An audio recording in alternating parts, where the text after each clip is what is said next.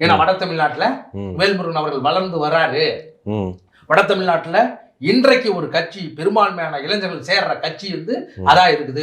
அதனால நம்ம 2 பேரும் எப்படி பாக்குறாரு, நீ போய் ஆடு மாடு எதுக்கு நீ நடத்துற, கோனார் சமூகம் பின்னாடி காரி துப்பும் உங்களை, அது உங்களை ஏத்துக்காது. ஏன்னா உங்களுடைய செயல்பாடு பேசுறிய. நாங்க பல தடவை சொல்லிருக்கோம், யார் கட்சியில வேலை செய்யறாரோ அவன் பெரும்பான்மை சிறுபான்மையை பார்க்க கூடாது, நீ அங்க போடு அப்படின்னா அவன் என்ன சாதி.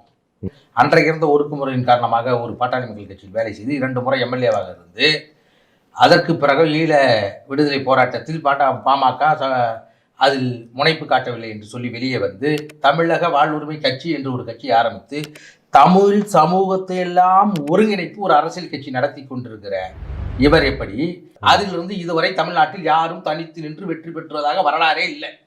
நீங்க என்ன பண்ணீங்க, நான் தனித்து நிற்பேன்னா எதுக்கு? நீ தனித்து நிற்பது கூட இவர் பிரச்சனை இல்லை. தமிழ்ல நாம் தமிழர் கட்சி ஆட்சிக்கு வருவது கூட இவருக்கு பிரச்சனை இல்லை.